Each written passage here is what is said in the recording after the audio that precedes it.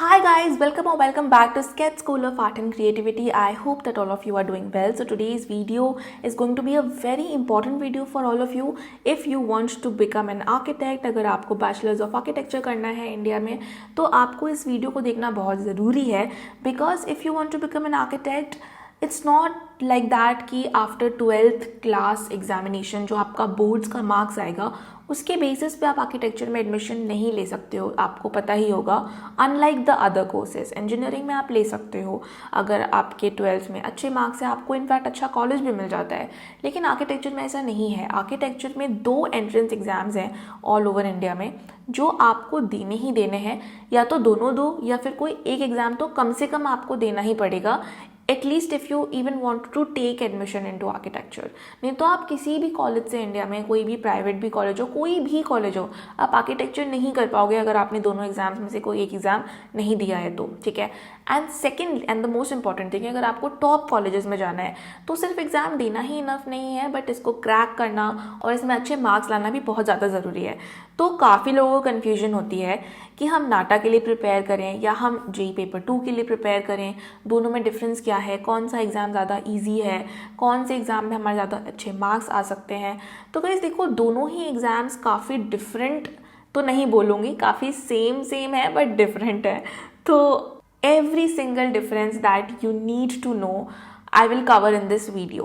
तो तुम्हें कुछ भी इस वीडियो के बाद कन्फ्यूजन नहीं बचेगी, तुम्हें सब कुछ समझ में आ जाएगा कि नाटा में एक्चुअली में क्या चीज़ें हैं, जेई में एक्चुअली में क्या चीज़ें हैं। फिर तुम अपने हिसाब से डिसाइड कर सकते हो कि तुम्हें फोकस किस एग्ज़ाम पे करना है। मैं तुम्हें यही रेकमेंड करूँगी कि that you give both the exams. आप चाहे अपने माइंड में ये चीज़ रख सकते हो डेफिनेटली कि मेरा फोकस नाटा पे है या मेरा फोकस जेई पे है, मुझे जेई से कॉलेज चाहिए, मुझे नाटा से कॉलेज चाहिए, दैट इज़ फाइन, आप एक फोकस रख सकते हो। लेकिन मैं आपको रेकमेंड यही करूँगी कि आप दोनों एग्ज़ाम्स को दो ज़रूर, ओके, बिकॉज दोनों ही एग्ज़ाम्स आपको अलग अलग कॉलेजेस में जाने का अपॉर्चुनिटी देती है। नाटा से आप डिफरेंट सेट ऑफ कॉलेजेस में जा पाओगे, जेई से आप डिफरेंट सेट ऑफ कॉलेजेस में जा सकते हो। तो ऑप्शंस बहुत ज़्यादा ओपन हो जाते हैं। सपोज इंडिया में 20 अगर कॉलेजेस हैं which are the best colleges, तो आपके 10 कॉलेज नाटा से हैं, 10 कॉलेज आपके जेई से हैं। तो वो मैं आपको बता रही हूँ कि कॉलेज ऑप्शंस आप के डबल हो जाएंगे। अगर आप एक एग्ज़ाम देते हो तो कॉलेज ऑप्शंस आपके कम हो जाते हैं। दैट इज़ वाई दोनों एग्जाम्स को देना काफ़ी ज़्यादा इंपॉर्टेंट हो जाता है। But in today's video we will discuss every single difference between both the examinations and इस वीडियो के बाद तुम्हें कोई कन्फ्यूजन ही नहीं बचेगी। ठीक है, चलो without much introduction let us get started with the video. The first and important thing is who is conducting these entrance exams. ये बहुत ज़्यादा इंपॉर्टेंट है, इसको समझना। मैं भी तुम्हें बताती हूँ कि ये क्यों इंपॉर्टेंट है। देखो, जो नाटा एग्जाम है ना, it is conducted by council of architecture, ठीक है, and JEE examination is conducted by NTA. अब हम सोचेंगे कि हमें क्या फ़र्क पड़ता है, कोई भी कंडक्ट करवा रहा हो, हमें तो एग्ज़ाम से मतलब है। देखो, इसीलिए इंपॉर्टेंट है बिकॉज लास्ट ईयर्स में ऐसा हो चुका है एक बार कि जो नाटा एग्ज़ाम है ना वो कंपलसरी हो गया था। लाइक सडनली मेरे को याद है जेई का एग्ज़ाम तो हो भी चुका था, लाइक अप्रैल के बाद की बात है, जेई का एग्ज़ाम हो चुका था and suddenly from council of architecture there was a notice that students who have not given the NATA exam will not be eligible to do architecture only। मतलब आप आर्किटेक्चर ही नहीं कर सकते। आपकी जेई में चाहे फर्स्ट रैंक आई हो, आपने अगर नाटा नहीं दिया है तो आप आर्किटेक्चर ही नहीं कर सकते हो। ठीक है, तो अब इससे हमें क्या समझ आता है। देखो, COA council of architecture it's a very important government body for architecture, क्योंकि 5 साल बाद आपके कोर्स के बाद COA ही आपको लाइसेंस देने वाला है एंड जितने भी रूल्स रेगुलेशंस होते हैं आर्किटेक्चर से रिलेटेड इंडिया में वो सब COA के अंडर होता है, वही लोग हैंडल करते हैं। तो it's a very important government body guys. तो उनका जो भी नोटिस रहता है वो फाइनल रहता है, लाइक वो आर्किटेक्चर से रिलेटेड कोई भी रूल बना सकते हैं, उतना अथॉरिटी उनके पास है। So it's a very important government body, okay? If you talk about NTA, which is National Testing Agency, this is also a very big agency, but इसमें हमें ये समझना है कि ये स्पेशलाइज करती है एग्ज़ाम्स ही कंडक्ट करवाने में। ठीक है, अब जैसे अगर आप जेई का एग्ज़ाम देखोगे एनटीए कंडक्ट करवाता है, ऐसे ही बहुत सारे दूसरे एग्ज़ाम्स भी हैं। आपको निफ्ट का एग्ज़ाम भी पता होगा, it is also conducted by NTA. तो इंडिया में बहुत सारे ऐसे एंट्रेंस एग्ज़ाम्स हैं जो एनटीए कंडक्ट करवाता है एंड इसीलिए ये जो पेपर है जेई मेंस पेपर 2 का which is conducted by NTA, ये काफ़ी ज़्यादा बेटर है नाटा से, क्योंकि COA इज़ नॉट मतलब वो एक्सपीरियंस्ड एग्ज़ाम कंडक्ट करवाने में नहीं है, ठीक है। एनटी वालों का काम है एग्ज़ाम कंडक्ट करवाना। तो जो आप पेपर में क्वालिटी वाइज डिफरेंस देखोगे ना, वो तो होगा। जैसे नाटक का जो पेपर होता है उसमें कई बार ऐसा होगा कि क्वेश्चंस में ग्लिचेस होते हैं, आंसर्स में भी ग्लिचेस होंगे, आपको जो मार्क्स मिलेंगे वो आपको लगेगा कि यार ये मेरे अकॉर्डिंग नहीं है। मतलब सपोज ड्राइंग में आपको लगेगा कि बहुत कम मार्क्स दे दिए हैं, मैंने बहुत अच्छा किया था, है ना। तो इस तरीके की प्रॉब्लम्स इसमें रहती हैं। चेकिंग में प्रॉब्लम्स होती हैं, क्वेश्चन पेपर सही नहीं होता है कई बारी, और कई बार नहीं, हर बार। आई रियली होप कि ये चीज़ ठीक हो, बट ये चीज़ बहुत सालों से अभी मैं देख रही हूँ कि ऐसा हो रहा है इन द नाटा एग्जामिनेशन, जबकि जेईई मेंस पेपर 2 में ऐसा बहुत कम होता है, ठीक है। You will not find any question which is incorrect, you will not find any answers also which is incorrect. आपकी जो मार्क्स आपको जो मिलेंगे ड्राइंग पार्ट में भी, वो आपको लगेगा कि हाँ ये एटलीस्ट उन्होंने डिजर्विंग मार्क्स दिए हैं, अच्छे से चेकिंग हुई है। So the checking is top notch, the quality is right.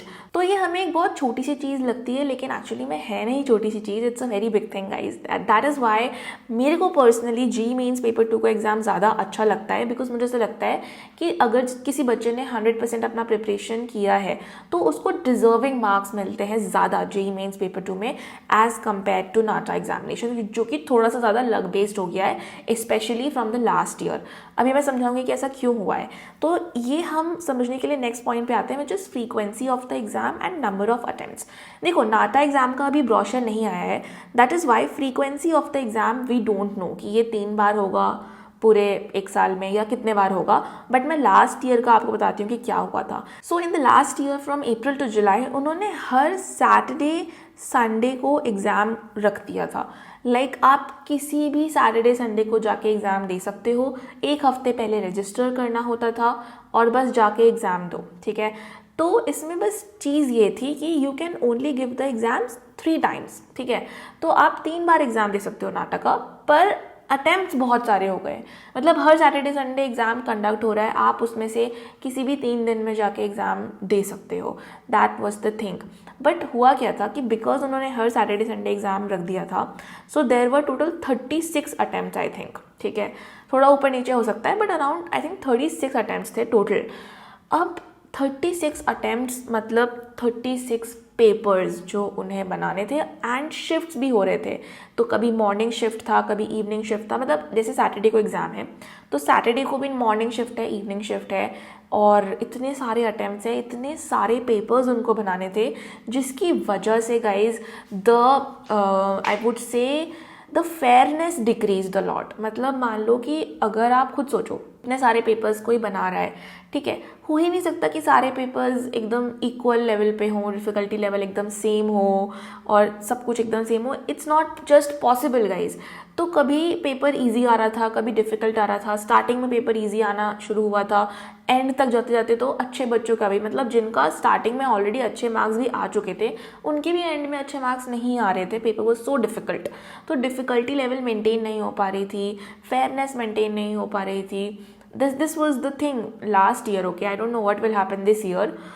But इतने सारे अटेम्प्ट्स तो डेफिनेटली नहीं होने चाहिए. It was not very good whatever happened last year. Now JEE exam बहुत सालों से इसका पैटर्न फिक्स्ड है. Only twice a year it happens, one in January and one in April. Number of attempts again 2 है. आप दोनों exams दे सकते हो और दोनों में जो भी आपका बेस्ट स्कोर रहेगा वो फाइनल होता है. तो अभी हम उस पर आएंगे कि कैसे स्कोर आता है, क्या क्या रहता है. बट एक्सपेक्टेड डेट्स की अगर मैं बात करूँ, आपको पता है एक जनवरी में होगा, JEE एक अप्रैल में होगा, और नाटा का ऑनेस्टली मुझे नहीं पता है. जो अभी रीसेंट नोटिस है उसके हिसाब से तो हर सैटरडे संडे नहीं हो रहा था, बट कुछ तो उन्होंने अभी रिलीज़ किया है, which I am not going to say right now in the video because it's not final. जब तक ब्रोशर नहीं आएगा कुछ भी फाइनल बताना it's very difficult for me also. तो हम सिर्फ वेट कर सकते हैं ब्रोशर का. अब इससे पहले तुम पूछो कि ब्रोशर कब आएगा, तो देखो मुझे भी एग्जैक्टली नहीं पता कि ब्रोशर कब आएगा, but I am expecting that in this month the brochure should come. Okay, so in the month of November the NATA 2024 brochure should come. So just wait for it. Okay, let's wait for it. जो भी information आएगी definitely I will update you on the channel. Channel को subscribe कर लो, bell icon press कर लो, इससे update तुम्हें मिल जाएगा, which is sometimes very important if you are preparing for any entrance exams. ठीक है, तो ये है, अभी देखते हैं क्या होता है, बट बहुत सारे अटेम्प्ट्स आई थिंक ना हो तो बेटर रहेगा। Now guys coming to the score considered. अब ये बहुत इंपॉर्टेंट है समझना कि आपका क्या स्कोर रहेगा अगर आप नाटा और जे एग्ज़ाम के मल्टीपल अटेम्प्ट्स दे रहे हो। तो डेफिनेटली अभी तो बहुत सारे लोगों को कन्फ्यूजन होती है कि नाटा में क्या बेस्ट स्कोर हमारा कंसिडर होगा तीनों अटेम्प्ट्स का या फिर एवरेज कंसिडर होगा, क्योंकि अभी ये कन्फ्यूजन भी इसलिए शुरू हुई है क्योंकि पैटर्न लास्ट ईयर से पहले डिफरेंट था। लास्ट ईयर से पहले जो पैटर्न था उसमें आपका एवरेज हो जाता था स्कोर। तो आपका अगर आप 3 अटेम्प्ट दे रहे हो तो जो आपके 2 बेस्ट स्कोर्स हैं उनका एवरेज हो जाता था, इसीलिए सारी कन्फ्यूजन हुई थी। बट उसको भूल जाओ कि वो क्या होता था पहले, नहीं होता था, इट्स नॉट योर कंसर्न। अभी सिंपल हो गया है कि आपको 3 अटेम्प्ट्स देने का मौका मिलेगा, तीनों में से आपका जो भी बेस्ट स्कोर रहेगा वही आपका फाइनल स्कोर होगा, ठीक है। तो आपको तीनों अटेम्प्ट्स ही देने चाहिए, आइडियली आपके ऑप्शंस बढ़ जाएंगे और आपके चांसेस भी बढ़ जाएंगे अपना स्कोर इंक्रीज करने के लिए। एंड जेई में आपके 2 अटेम्प्ट्स हैं, तो दोनों में से जो भी आपका बेस्ट परसेंटाइल होगा that will be considered final. अब यहाँ पे आपका जो परसेंटाइल है, percentile simply means that how many students you are ahead of. तो अगर आपकी 99 परसेंटाइल है तो मतलब आप 99% लोग जिन्होंने एग्ज़ाम दिया है उनसे आगे हो, ठीक है। तो आपका जो मैथ्स, एप्टीट्यूड, ड्राइंग है, तीनों सब्जेक्ट्स में आपके अलग अलग परसेंटाइल आते हैं, ठीक है। जैसे मैथ्स में हो सकता है 99 हो, एप्टीट्यूड में 98 हो, ड्राइंग में 99 हो। तो मैंने ये भी चीज़ देखी है, पता नहीं कहाँ से ये कन्फ्यूजन आ गई है कि मैथ्स में हमारे फर्स्ट और सेकंड में जिसमें भी अच्छा स्कोर आएगा वो फाइनल होगा, जबकि ऐसा नहीं है गाइज। इट डजेंट मैटर कि आपका इंडिविजुअल क्या है स्कोर, ठीक है। इंडिविजुअल स्कोर आपका फाइनल नहीं होने वाला है, आपको सिर्फ टोटल स्कोर देखना है। तो आपके फर्स्ट अटेम्प्ट में मान लो टोटल है 98, ओके, और सेकंड अटेम्प्ट में मान लो आपके हैं 99, तो आपका फाइनल है 99, ठीक है। ऐसा नहीं है कि आपका अगर मान लो आपका एप्टीट्यूड में पहले 98 था, बाद में अगर आपका 97 हो गया है, तो ऐसा नहीं कि आपका 98 ही फाइनल रहेगा पहले वाला स्कोर, आपका फिर सिर्फ सेकंड का देखा जाएगा। सेकंड में अगर तीनों में चाहे कम ज़्यादा कुछ भी हो, लेकिन अगर फाइनल आपका सेकंड में ज़्यादा है परसेंटाइल तो वही आपका फाइनल परसेंटाइल होगा। तो only the final percentile will matter guys, ठीक है। तो ये कन्फ्यूजन इसीलिए है क्योंकि पता नहीं मुझे क्लास में कुछ लोगों ने पूछा और पता नहीं ये कन्फ्यूजन कहाँ से आई, लेकिन ऐसे अलग अलग नहीं देखा जाता है, only the final percentile will matter, okay. अगर हम सब्जेक्ट्स में बात करें तो ये बहुत सिंपल चीज़ है, आप लोगों को पता भी होगा, इसलिए मैं ज़्यादा इसके बारे में बात नहीं करूँगी। तो अगर हम सब्जेक्ट्स में बात कर रहे हैं तो ये तो आप लोगों को पता ही है पहले से ही, आई होप, कि नाटा में आपका ड्राइंग और एप्टीट्यूड आता है, जबकि JEE में आपका ड्राइंग, एप्टीट्यूड एंड मैथमेटिक्स भी आता है, which is 11th and 12th grade mathematics, okay. अभी हम इसके ऊपर भी डिटेल में बात करेंगे। So your NATA exam guys is of 200 marks total and your JEE exam is of 400 marks, ठीक है। दोनों के लिए 3-3 घंटा ही मिलता है, दोनों एग्जाम्स 3 आवर्स ही मिलेंगे आपको, तो ये ठीक है 3 आवर्स का टाइम रहेगा। लेकिन इसमें आपका 200 मार्क्स का पेपर होगा, इसमें आपका 400 मार्क्स का पेपर होगा, जिसमें आपका नाटा में 80 मार्क्स है ड्राइंग के लिए, एप्टीट्यूड में 120 मार्क्स है, और JEE में आपका एप्टीट्यूड 200 मार्क्स का है, बाकी मैथ्स और ड्राइंग आपका 100 मार्क्स का रहेगा, ठीक है। सबसे इंपॉर्टेंट चीज़ ऑल्सो एलिजिबिलिटी भी होती है, सो वो भी देख लेते हैं एक बार। देखो, अगर आप नाटा एग्जाम दे रहे हो तो इसमें कोई एज लिमिट नहीं है, ठीक है। लेकिन एक बहुत बड़ा अपडेट है that even if you are appearing for class 11th exam, मतलब अगर आप अभी क्लास 11th में हो तब भी आप नाटा एग्जाम दे सकते हो and your score card will be valid for next 2 years, ठीक है। मतलब अगर आपने अभी 11th में हो, आपने नाटा एग्जाम दे दिया and you got suppose 160 marks, ये 160 मार्क्स आपका फाइनल स्कोर हो सकता है। आप इसके बेसिस पे जब आपका 12th क्लास ख़त्म हो जाएगा उसके बाद आप एडमिशन ले सकते हो, तो your score will be valid for 2 years। Even for students who are in 12th right now, जो अभी एग्ज़ाम देंगे, तो फिर वो इस स्कोर के बेसिस पे, मतलब सपोज़ आपने फिर एग्ज़ाम दे दिया पर आपने ड्रॉप ले लिया, आपको लगा कि नहीं यार मेरा ना अभी अच्छा स्कोर नहीं था, कम रह गया, मैं अभी इसको और इम्प्रूव करूँगा नेक्स्ट ईयर में हो सकता है इम्प्रूव नहीं हो पाया, तो भी आप अभी जो आपका स्कोर आ गया है उसके बेसिस पे आप एडमिशन ले पाओगे नेक्स्ट ईयर, मतलब 2 साल के लिए ये वैलिड रहता है रिजल्ट आपका, ठीक है। तो गाइज ये चीज़ मैंने ऑपोजिट लिख दी है गलती से, तो इसको मैं एक बार बता देती हूँ, कंफ्यूज मत होना। So this is 75% for NITs and SPAs। ये मुझे जेई में लिखना चाहिए था, मैंने नाटा में गलती से लिख दिया है। तो नाटा में गाइज 50% चाहिए होता है बोर्ड्स के लिए, ठीक है। अगर आपके 50% से कम है टोटल ओवरऑल बोर्ड्स में, तो फिर आप आर्किटेक्चर ही नहीं कर सकते हो, नाटा एग्जाम भी नहीं दे सकते, आर्किटेक्चर भी नहीं कर सकते हो। तो ये आप थोड़ा सा ध्यान रखो। बाकी जो जेई BARC का जो एग्जामिनेशन है, इसमें क्वालिफाइंग जो आपका क्राइटेरिया है एलिजिबिलिटी, वो काफ़ी थोड़ा डिफरेंट है। तो बेसिकली इसमें एज लिमिट इसमें भी नहीं है, ठीक है। There is no age limit in JEE exam also. But इसमें कैच ये है कि अगर आपने अपने क्वालिफाइंग एग्जामिनेशन के लिए 2023 से पहले अपीयर किया है, तो फिर आप एग्ज़ाम नहीं दे सकते हो। या तो आप इस साल एग्ज़ाम देने वाले हो, ठीक है, जो कि 12th का ही होगा for most of the students, but सब लोग 12th बोर्ड्स नहीं देते हैं, कुछ बच्चे डिप्लोमा वगैरह भी कर रहे होते हैं, तो इसलिए हमने QE लिखा है, विच इज़ क्वालिफाइंग एग्जामिनेशन, ठीक है। तो अगर आपने अपना 12th क्लास इस साल अगर आप बोर्ड्स दे रहे हो तो भी एलिजिबल हो, पिछले साल बोर्ड्स दिया है तो भी एलिजिबल हो, उससे पिछले साल भी दिया है तो भी एलिजिबल हो, पर उससे पहले दिया है तो एलिजिबल आप नहीं हो। इसमें कोई एज लिमिट नहीं है, लेकिन आपका जो 12th क्लास है या कोई भी अदर डिप्लोमा, कोई भी क्वालिफाइंग एग्जामिनेशन, वो आपने 2 साल से पहले अगर दिया है तो आप जेई नहीं दे सकते, ठीक है। तो this is the small criteria for the JEE exam. Now let's come to the guys exam mode. तो मतलब एग्ज़ाम कैसे कंडक्ट होने वाला है। ऑब्वियसली यू ऑल नो आजकल तो पूरा ही CBT हो गया है सब कुछ। So for the JEE paper 2 your maths part and aptitude part will be conducted in computer only. तो आप जाओगे सेंटर पे, आपके सामने एक PC रहेगा, वहाँ पे क्वेश्चंस आएंगे MCQ वाले, आप उसको सिलेक्ट करोगे, ठीक है। तो दैट्स द सिंपल थिंग, आपका कंप्यूटर बेस्ड रहेगा ये पूरा का पूरा टेस्ट। लेकिन जो आपका ड्राइंग का पार्ट है फॉर ऑब्वियस रीजंस वो रहेगा पेन एंड पेपर बेस्ड, ठीक है। तो ये आपका जेई में रहेगा। अब अगर हम नाटा की बात करें तो नाटा में भी जो एप्टीट्यूड पार्ट है वो आपका CBT है कंप्यूटर बेस्ड, लेकिन जो आपका ड्राइंग का पार्ट है वो pen and paper plus 3D model रहेगा। तो you will also get a 3D modelling kit, not a kit, मतलब आपको एक जैसे छोटे छोटे फोम के शेप्स मिलेंगे, है ना, जैसे क्यूबॉइड और प्रिज्म ऐसे अलग अलग रहेंगे, ब्लैक कलर का होता है, and then you will have to make a 3D model out of it. मतलब ऐसा कोई घर वर नहीं बनाना होता है, it's just an abstract model to test your aesthetic sense basically. तो ये काफ़ी डिफरेंट टाइप का क्वेश्चन रहता है, बट ये भी रहेगा नाटा एग्जामिनेशन में। आगे अभी हम डिटेल में सिलेबस भी देखेंगे, मतलब सिलेबस नहीं, जस्ट द टॉपिक्स, तो आपको फिर समझ में आ जाएगा। Most important thing guys over here is negative marking. NATA में कोई भी नेगेटिव मार्किंग नहीं होती है, दैट इज़ वाई नाटा में आपको फुल तुक्का भी लगाना चलता है इफ़ यू वॉन्ट, मतलब आपको लगाना ही है, आपको सारे क्वेश्चन करके आने हैं, because there is no negative marking. तो आपको चाहे आता है नहीं आता है, doesn't matter, you have to attempt all the questions, okay. लेकिन जेई में आपको ऐसा नहीं करना है। जेई में आपको सिर्फ जो आता है वही करना है। तुक्का आप मैक्सिमम 2 से 3 क्वेश्चंस में मार सकते हो, बट उससे ज़्यादा आपको तुक्का नहीं मारना, क्योंकि आपको फिर नेगेटिव मार्किंग हो जाएगी और उसके बाद फिर मार्क्स और भी ज़्यादा कम हो जाते हैं, जितने आने चाहिए उससे भी कम हो जाते हैं।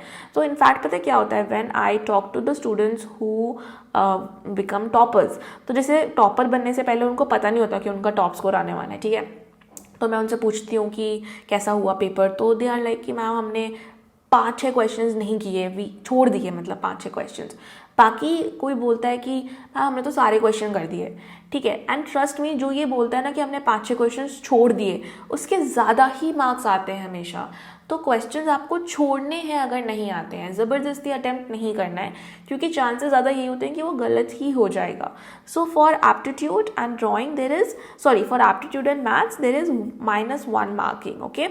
ऑब्वियसली ड्राइंग पार्ट में कोई माइनस मार्किंग नहीं होती है, लेकिन एप्टीट्यूड और मैथ्स पार्ट में जो CBT वाला पार्ट है उसमें आपकी -1 मार्किंग होती है।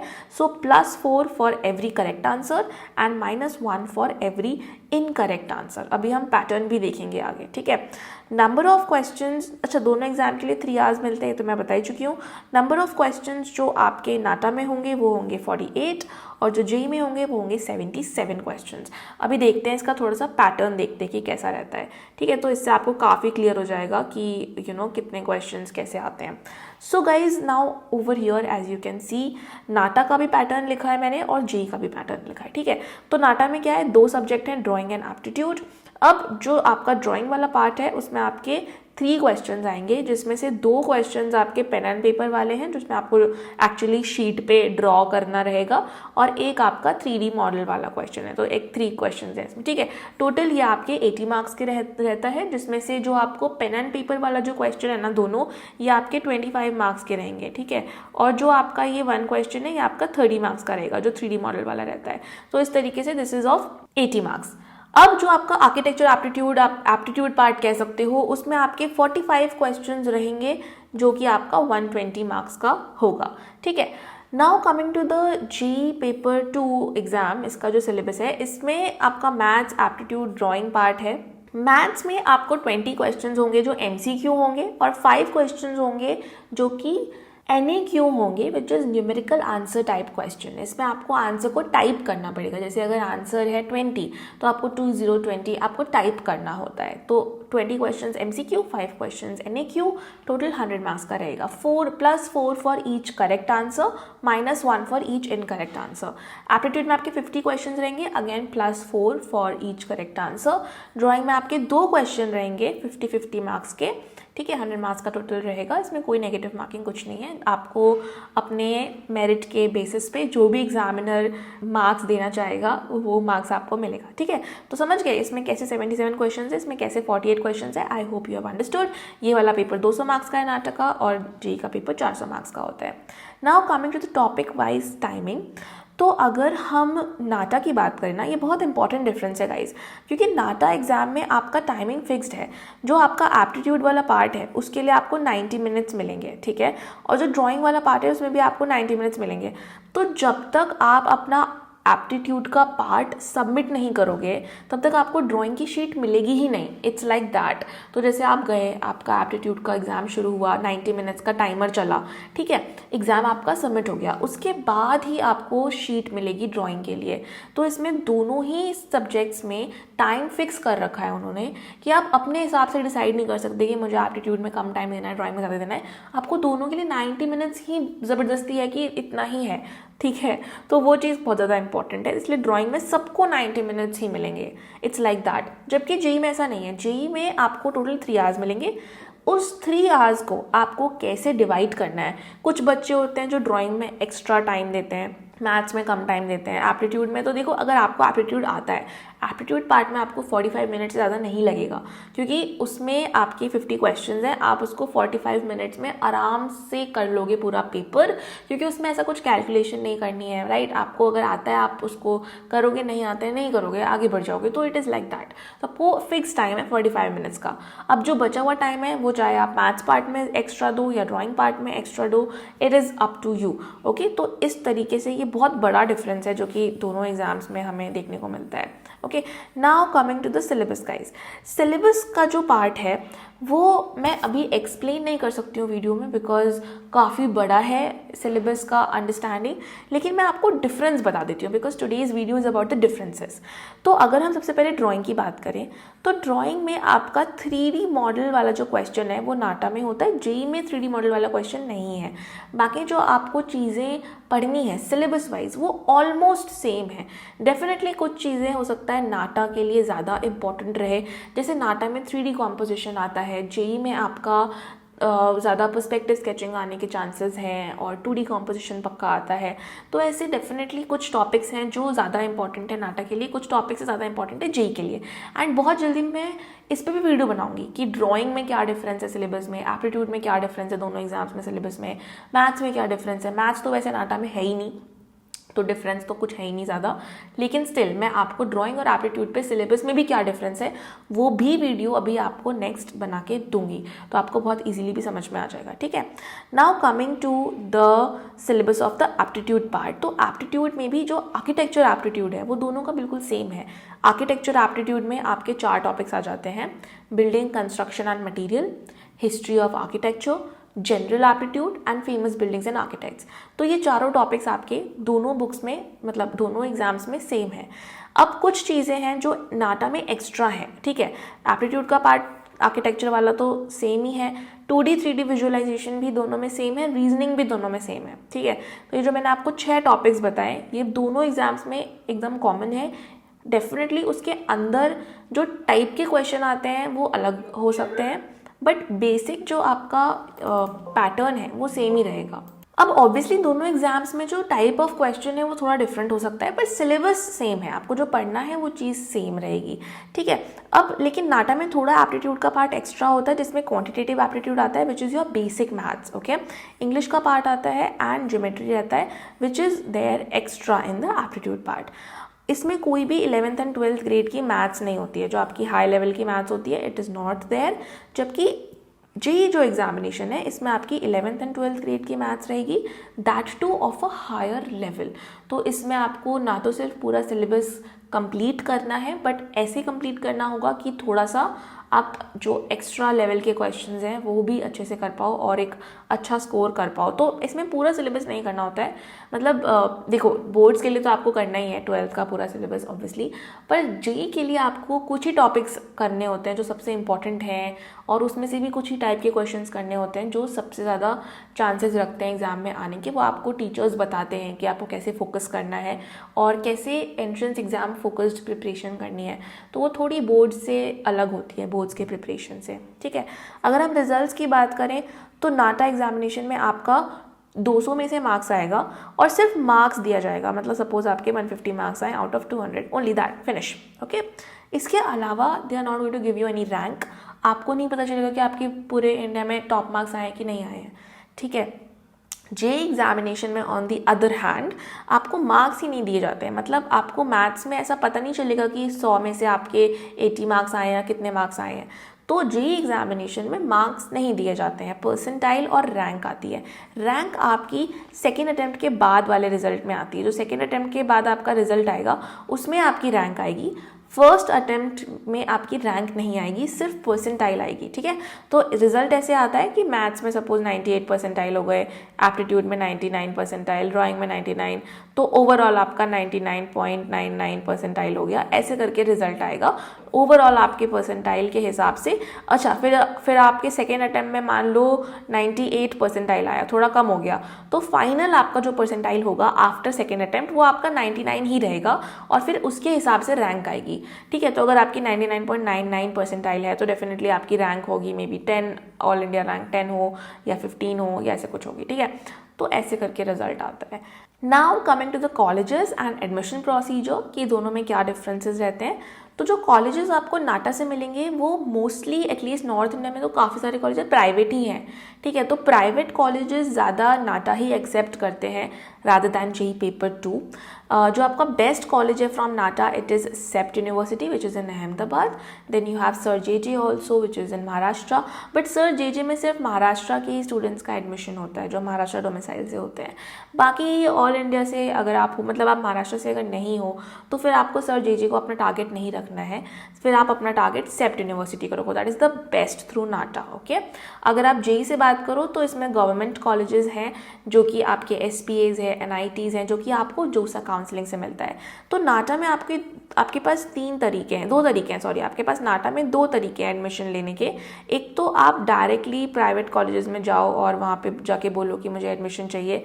सेकेंडली आप स्टेट काउंसलिंग में अप्लाई कर सकते हो, ठीक है। तो स्टेट काउंसलिंग, जैसे बहुत सारे स्टेट्स हैं जिनका अलग से काउंसलिंग होता है, तो जैसे अगर आप महाराष्ट्र से हो तो आप महाराष्ट्र स्टेट काउंसलिंग के लिए अप्लाई कर सकते हो और फिर आपको अपने मेरिट रैंक के बेसिस पे, जो आपकी स्टेट में रैंक आई है उसके बेसिस पे आपको कोई कॉलेज अलॉट होता है, ठीक है। अगर आप जेईई पेपर 2 की बात करो तो 3 तरीके हैं इसमें एडमिशन लेने के जेईई पेपर 2 से, ठीक है।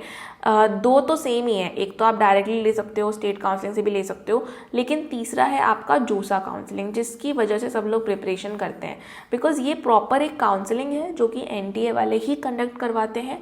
और जो आपकी फाइनल रैंक है जेईई में, सपोज आपकी रैंक है ऑल इंडिया रैंक 75, तो आपकी इस रैंक के बेसिस पे आपको जो भी कॉलेज चाहिए होगा वो आपको अलॉट होगा, ठीक है। तो क्योंकि ये इतनी अच्छी रैंक है तो आपको सपोज एसपीए दिल्ली चाहिए which is the best college that you can get through जोसा, तो वो फिर आपको अलॉट हो जाएगा। लेकिन इसमें आपको ये ध्यान रखना है कि मिनिमम आपके 75% होने चाहिए जोसा से एडमिशन लेने के लिए, ठीक है। अगर आपको जोसा से एडमिशन लेना है तो आपके 75% होने चाहिए एसपीएस और एनआईटीज़ के लिए। लेकिन अगर आपको डायरेक्टली एडमिशन लेना है और स्टेट काउंसलिंग से लेना है तो फिर 75% ज़रूरी नहीं है।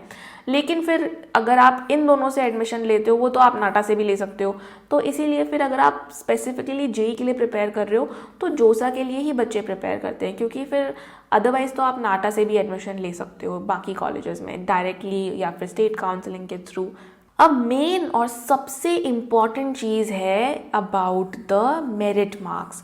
तो गाइज नाटा से आपका कभी भी सिर्फ नाटा के बेसिस पे एडमिशन नहीं होगा। अगर आप डायरेक्टली भी एडमिशन ले रहे हो या स्टेट काउंसलिंग से ले रहे हो, आपकी सपोज आपने स्टेट काउंसलिंग में एडमिशन लेना चाह, स्टेट काउंसलिंग से एडमिशन लेना चाह, तो आप क्या करोगे, आपको अपना नाटा का स्कोर डालना पड़ेगा, ठीक है, आपको अपना बोर्ड्स का भी स्कोर डालना पड़ेगा, फिर आपका वो लोग मेरिट स्कोर निकालेंगे, ठीक है, मेरिट स्कोर निकालेंगे। वो मेरिट स्कोर कैसे निकलेगा, इस फॉर्मूला से, नाटा का जो आपका स्कोर है वो डिवाइडेड बाय 4 करोगे और जो आपका बोर्ड्स का स्कोर है वो आप डिवाइडेड बाय 2 करोगे। जो आपका मेरिट स्कोर आएगा, ठीक है, मान लो आपका कुछ पर्टिकुलर मेरिट स्कोर आया, अगर वो बहुत अच्छा है तो आपको सपोज रैंक 1 मिल जाएगी स्टेट में, स्टेट की बात कर रही हूँ, स्टेट काउंसलिंग के लिए। अगर आप डायरेक्टली एडमिशन ले रहे हो तो भी वो लोग आपका मेरिट स्कोर निकालेंगे और फिर एडमिशन लेंगे अपने कॉलेज में भी वो लोग कोई लिस्ट निकालें या ऐसा कुछ, तो वो कॉलेज टू कॉलेज डिपेंड करता है अगर आप डायरेक्टली एडमिशन ले रहे हो तो। जबकि अगर आप जोसा काउंसलिंग से एडमिशन लेते हो थ्रू जेईई मेंस पेपर 2, तो आपको बस ये है कि मिनिमम आपको 75% चाहिए, लेकिन अगर आपके 76 है, 77 है, 97 है, कोई फ़र्क नहीं पड़ता इससे। आपका जो एडमिशन होगा वो सिर्फ आपके रैंक के बेसिस पे ही होगा। अगर आपकी रैंक है AIR 75, तो बस आपको ये ट्राई करना है कि आपके 75% से ऊपर हो बोर्ड्स में, ठीक है। तो ये भी एक बेनिफिट होता है जिन बच्चों को लगता है कि यार शायद मेरी बोर्ड्स में इतना अच्छा स्कोर ना आ पाए, तो फिर उनके लिए मैं बोलूँगी कि यार अपना जोसा काउंसलिंग से एडमिशन लेने की ट्राई करो। JBR को आप अपना टारगेट रख सकते हो। अगर आप सोच रहे हो कि मेरे बोर्ड्स में तो बहुत अच्छा स्कोर आएगा, तो फिर आप अपना नाटा को भी टारगेट रख सकते हो, ठीक है। लेकिन आपको दोनों ही एग्जाम्स के लिए प्रिपरेशन तो करनी काफ़ी ज़्यादा ज़रूरी है, नाटा के लिए भी जेईई के लिए भी। पर सबसे ज़्यादा मेन डिफरेंस यही हो जाता है दोनों में कि जो जेईई का एग्ज़ाम है ना वो बहुत ज़्यादा प्रिडिक्टेबल है। अगर आप अच्छे से प्रिपरेशन करते हो तो बहुत ज़्यादा चांस होता है कि आपको अपना फेयर स्कोर मिलता है, ठीक है। ये बहुत बड़ी चीज़ है, आपको लगता होगा कि ये इतना बड़ा नहीं है, पर ये अल्टीमेटली बहुत ज़्यादा ही मैटर करता है जब रिजल्ट्स आते हैं कि यार हमने अपना 100% दिया और जो हम डिज़र्व करते हैं, हमारा डिज़र्विंग स्कोर है, वो हमें मिला है एग्ज़ाम में, तो वो बहुत इंपॉर्टेंट होता है। That is Y I am saying कि आप JBR को अपना मेजर टारगेट रखो और 75% से ऊपर लेके आओ और फिर एक अच्छा रैंक ले आओगे ना, आराम से आपको कोई भी कॉलेज में एडमिशन मिल जाएगा थ्रू जोसा। एंड इतना टफ नहीं होता है, बहुत लोग हैं जो प्रिपेयर करते हैं और ऑलमोस्ट सभी को जोसा काउंसलिंग से एक अच्छा कॉलेज मिल जाता है definitely. So just focus on this first, okay. Boards में तो आप देखो ट्राई तो कर ही रहे हो कि जितना अच्छा स्कोर आ जाए उतना अच्छा आ जाए, तो पढ़ो अपना बोर्ड्स के लिए, ठीक है। 75% से ऊपर लाना कोई बहुत बड़ी बात नहीं है, आपके आ ही सकते हैं। अगर नहीं आते हैं by chance, then we can focus on NATA. But अभी के लिए आई वुड रिकमेंड एवरीबडी कि आप अपना जो मेन फोकस है वो अपना जेईई मेंस पेपर 2 रखो। ऑब्वियसली यार अगर आप एलिजिबल ही नहीं हो जेईई के लिए, या फिर आपने पहले ही बोर्ड्स दे दिया है, आपके 70% मार्क्स हैं, तो फिर डेफिनेटली यार आप नाटा पे ही फोकस करोगे। आई एम नॉट सेइंग दैट, पर जिनके पास दोनों ऑप्शंस हैं तो फिर आंख बंद करके तुम पहले जेईई पे फोकस करो। अब गाइज अगर तुम सच में एक टॉप कॉलेज में जाना चाहते हो तो डेफिनेटली आपको प्रिपरेशन तो करनी ही पड़ेगी। कोई भी तुक्के मार के अच्छे कॉलेज में नहीं पहुंचता, मैं पहले भी बहुत बार ये तुम्हें बता चुकी हूँ। बट कोई भी बच्चा जो टॉप कॉलेज में पहुंचता है वो हमेशा प्रिपरेशन के थ्रू ही पहुंचता है। आर्किटेक्चर एक ऐसी फील्ड है जिसकी प्रिपरेशन ऐसी नहीं है कि जो आपने स्कूल में भी पढ़ रहे हो आप ऑलरेडी। एप्टीट्यूड का पार्ट देख लो, ड्राइंग का पार्ट देख लो। ड्राइंग वो वाला नहीं है जो तुम ऑलरेडी अपने घर पे अभी तक करते आ रहे हो। एप्टीट्यूड तो तुमने कभी देखा भी नहीं होगा। तो प्रिपरेशन इतना डिफरेंट है कि जो बच्चे सोचते हैं कि हम खुद से ही बिना पढ़े हुए अच्छा स्कोर ले आएंगे, वो तो कभी ला ही नहीं सकते हैं। और जो बच्चे ये भी सोचते हैं कि मैं खुद से ही बुक्स से पढ़ लूँगा, बुक्स भी इनफ नहीं हो पाती आर्किटेक्चर एंट्रेंस के लिए, क्योंकि मैक्सिमम ऑफ द टॉपिक्स आपको समझ ही नहीं आने वाला है, जस्ट बिकॉज कि ये बहुत न्यू है। मैं ये नहीं बोलूँगी कि बहुत टफ है, ये बहुत न्यू है। जैसे अगर आप फर्स्ट क्लास में हो, आपको ABCD तक बहुत टफ लगता है, आपको कोई चाहिए होता है टीचर उसको समझाने के लिए, याद करवाने के लिए, ठीक है। सेम आर्किटेक्चर में भी है, ये चीज़ें इतनी न्यू हैं कि आपको कोई चाहिए होगा इसको एक्सप्लेन करने के लिए, आपको प्रॉपर गाइडेंस चाहिए होगी। अदरवाइज चांसेस इस चीज़ के ज़्यादा हो जाते हैं कि आपको कोई टॉप कॉलेज ना मिले। तो यार सब लोग ही प्रिपरेशन कर रहे हैं, सब लोग ऑलमोस्ट तुम्हारे एज के ही हैं, वो लोग भी प्रिपरेशन कर रहे हैं। Every week I would say 50 से 60 बच्चे होते हैं जो डेमो क्लासेस के लिए ज्वाइन करते हैं, एंड वो लोग भी आ रहे हैं, डेमो क्लासेस कर रहे हैं, चीज़ें सीख रहे हैं। बिकॉज हमारी जो डेमो क्लासेस होती हैं वो बेसिकली 2 दिन की रहती है, ठीक है। एक दिन हम लोग पूरा ड्राइंग के बारे में बात करते हैं और एक दिन हम लोग पूरा एप्टीट्यूड के बारे में बात करते हैं, ठीक है। Plus we will guide you about the strategy, about both the exams, all the basic details, we will clear your doubts. हम लोग सारी चीज़ें तुम्हें बताएंगे कि कैसे ड्राइंग की प्रिपरेशन करनी है, कैसे एप्टीट्यूड की प्रिपरेशन करनी है। इवन अगर तुम अपनी प्रिपरेशन कर रहे हो या किसी और कोचिंग से भी कर रहे हो, स्टिल मैं तुम्हें यही रिकमेंड करूँगी, just join our 2 days of free demo classes. The reason being कि कई बार ऐसा होता है आफ्टर फर्स्ट अटेम्प्ट नाटा और जेई एग्ज़ाम मेरे पास बाकी कोचिंग से बच्चे आते हैं कि अब हमारे मार्क्स नहीं आए, हमने कोचिंग भी ज्वाइन किया था तो पता नहीं क्यों मार्क्स नहीं आए। Because may be their strategy और may be what they are learning in other coaching और what you are self preparing from your own books और something like that, it is not correct. Because architecture में correct preparation बहुत ज़्यादा ज़रूरी है। मेरे खुद अच्छे मार्क्स नहीं आ पाए थे जब मैंने नाटा पहली बार दिया था। मुझे ऐसा लगा था कि मैंने अपनी तरफ से ऐसा क्या गलत कर दिया। बिकॉज ऐसा नहीं कि मैं कहीं कोचिंग ले रही थी या खुद से पढ़ी थी, मैंने ऑनेस्टली नहीं पढ़ा था। बट उस टाइम पे यार हमें यही लगता है कि ड्राइंग आ रहा है एग्जाम में, तो ड्राइंग में तो मैं अच्छी हूँ, तो मेरे तो अच्छे मार्क्स आ जाएंगे। एंड ट्रस्ट मी, अच्छे मार्क्स तो छोड़ो, मैं ड्राइंग में फेल हो गई थी, मेरे मिनिमम मार्क्स भी नहीं आ पाए थे। एंड उसके बाद जब मैंने कोचिंग भी ज्वाइन किया तब भी मेरा जो प्रिपरेशन लेवल था वो इतना सेटिस्फैक्ट्री नहीं था, क्योंकि जो कोचिंग मुझे मिल रही थी from that particular place, it was just not enough and just not what I should have studied for architecture entrance preparation. And उसके बाद ही I decided that I want to start SSAC and I want to genuinely help the students who want to give architecture entrance exam, because यार India में नहीं है अच्छा coaching architecture entrance का, and ये सच है। तो दैट इज़ वाई एक बार आओ, I think you will get 100% clarity. It's completely free of cost, ऐसा नहीं कि तुम्हें कुछ पैसे लग रहे हैं। तो डेफिनेटली ज्वाइन करो एंड 100% तुम्हें कुछ ना कुछ डेफिनेटली सीखने को मिलेगा। अगर तुम्हें लगेगा कि हाँ हम तुम्हें हेल्प कर सकते हैं एंड लिटरली ये तुम्हारे लिए बहुत बड़ी इन्वेस्टमेंट हो सकती है, तो you can join SSAC also. Definitely we will be able to guide you in a way कि 100% चांस होते हैं कि आपको टॉप कॉलेज मिल ही जाएगा। मैं सच में, and I am not exaggerating also, really में 100% चांसेस हैं, क्योंकि इतना टफ है नहीं, राइट गाइडेंस है नहीं, बहुत कम लोग हैं जो सही गाइडेंस ले रहे हैं, तो बहुत चांसेस हो जाते हैं। आप प्रिपरेशन सही से करोगे then why not. So you can call और WhatsApp us on this number which I am writing on the screen, 8882908615। ये नीचे आपको डिस्क्रिप्शन में भी व्हाट्सएप का डायरेक्ट लिंक मिल जाएगा, तो आप डायरेक्टली लिंक पे क्लिक करके हमें व्हाट्सएप पे मैसेज भी कर सकते हो या फिर कॉल कर सकते हो। You can also visit our website to book a free demo class. It is up to you कि आपको कैसे बुक करना है, बट यार अटेंड करो सीरियसली, ये तुम्हारे लिए बहुत इंपॉर्टेंट है। और तुम्हें ये वीडियो दिख रही है, अगर तुम ये पार्ट को सुन रहे हो, तो may be it's an opportunity that you should not miss. क्योंकि अगर मैं तुम्हें सच बताऊँ तो चाहे मुझे इतनी अच्छी कोचिंग नहीं हो, पर मैंने भी कोचिंग में 50,000 रुपीज़ दिए थे उस टाइम पे। आई थिंक 55,000 रुपीज़ दिए थे उस टाइम पे। अभी भी हमारी SSAC में ऑनेस्टली 55,000 फीस नहीं है, इसकी आधी है लिटरली। तो we are not only very affordable, but जो क्वालिटी हम दे रहे हैं वो कहीं तुम्हें मिलने नहीं वाला है।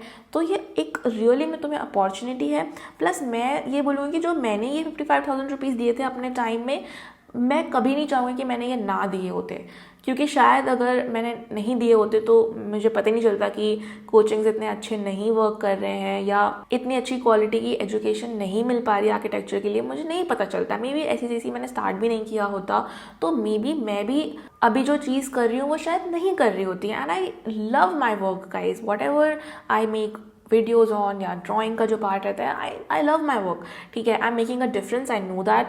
SSAC से बहुत लोग टॉप कॉलेजेस में जा रहे हैं, सो their lives are changing, my life is also changing and I love my work, so definitely it doesn't make sense to think like that कि ये मेरे पैसे वेस्ट हो गए, ठीक है। वेस्ट कुछ नहीं होता है। डेफिनेटली अगर आप इन्वेस्ट करते हो कोई भी अमाउंट अपने ऊपर, अपनी पढ़ाई के ऊपर, तो आगे जाके तुमको ही टॉप कॉलेज मिलेगा, तुम ही अच्छे पैसे कमा पाओगे, सक्सेसफुल हो पाओगे, और फिर वो जो तुमने इन्वेस्टमेंट की थी वो इंटू 100 इंटू पता नहीं कितनी हो जाएगी in your life. So this is something that you should not think twice, and specially ये तो फ्री डेमो क्लास है 2 दिन का, तो don't think twice about registering in this free demo class. So see you all in the free demo classes. तब तक के लिए बाय बाय।